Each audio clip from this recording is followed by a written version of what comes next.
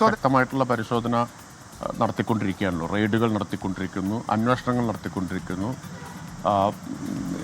നിരവധി കേസുകൾ ദൈനംദിനമെന്നോണം പിടിച്ചെടുത്തുകൊണ്ടിരിക്കുകയാണ്. അപ്പോൾ ഇത്തരത്തിലുള്ള ഒരു വിവരവും ഒരു വെളിപ്പെടുത്തലും നിസ്സാരമായിട്ട് കാണുകയില്ല. ഈ സിനിമാ മേഖലയിലുള്ള പരിശോധനകൾക്കും മറ്റും ഏതെങ്കിലും തരത്തിലുള്ള പ്രയാസങ്ങൾ നേരിടുന്നുണ്ടോ എക്സൈസ് വകുപ്പ്? പ്രത്യേകിച്ച് പ്രയാസങ്ങളൊന്നുമില്ല.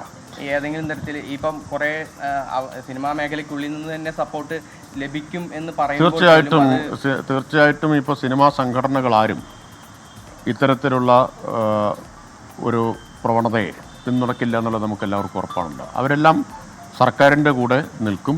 ഇത്തരം കാര്യങ്ങൾ തടയണമെന്നത് തന്നെയാണ് അവരുടെ എല്ലാവരുടെയും പൊതുവായിട്ടുള്ള വികാരം. അവരുമായിട്ട് കൂടി സഹകരിച്ചുകൊണ്ട് ഇക്കാര്യത്തിൽ ശക്തമായിട്ടുള്ള നടപടികൾ സ്വീകരിക്കും.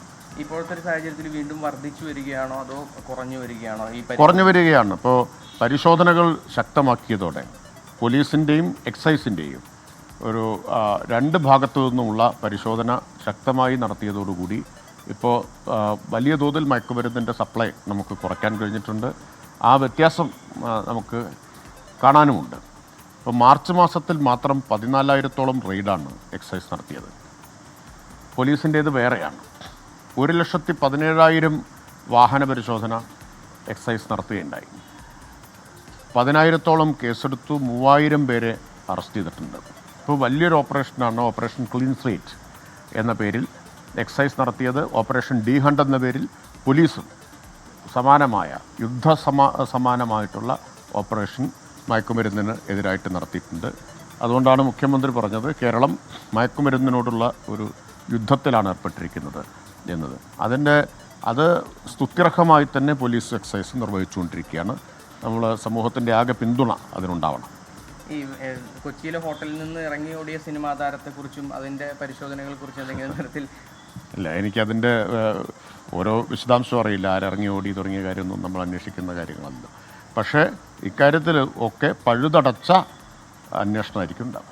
ഈ ഒരു കാര്യം, ഈ നടിയുടെ വെളിപ്പെടുത്തൽ എന്ന് പറയുന്നത് അത് രഹസ്യമായി ഉപയോഗിക്കുന്നതല്ല, പരസ്യമായി തന്നെ സെറ്റുകളിൽ ഉപയോഗിക്കുന്നു എന്നുള്ളത് വളരെ ഗുരുതരമായ ഒരു പ്രശ്നം. അതാണ് ഞാൻ പറഞ്ഞത്, അത് ഗൗരവമുള്ള വെളിപ്പെടുത്തലാണ്. ഒരു വെളിപ്പെടുത്തലിനെയും നിസ്സാരമായിട്ട് മയക്കുമരുന്നുമായി ബന്ധപ്പെട്ട ഏത് രംഗത്തു നിന്നുണ്ടാകുന്ന ഒരു വെളിപ്പെടുത്തലിനെയും സർക്കാരോ എക്സൈസോ ഒന്നും നിസ്സാരമായിട്ടല്ല കാണുന്നത്. ഒന്നും അവഗണിക്കുകയില്ല. വളരെ ഗൗരവമുള്ള വെളിപ്പെടുത്തലാണ് നടത്തിയിട്ടുള്ളത്. അർഹിക്കുന്ന ഗൗരവത്തോടെ തന്നെ അത് കൈകാര്യം ചെയ്യും. ഈ സംഭവത്തിന് ശേഷം സിനിമാ മേഖലയിൽ നിന്നുള്ളവരുമായി ബന്ധപ്പെട്ടിരുന്നു, ഈ സംഘടനകളുമായി ബന്ധപ്പെട്ടിരുന്നു? ഇല്ല, ഞാൻ ബന്ധപ്പെട്ടിട്ടില്ല. എക്സൈസിൻ്റെ അന്വേഷണം നടക്കുന്നുണ്ട്. ഞാൻ അതിൻ്റെ എല്ലാ കാര്യവും വെളിപ്പെടുത്തുന്നത് ശരിയല്ലല്ലോ.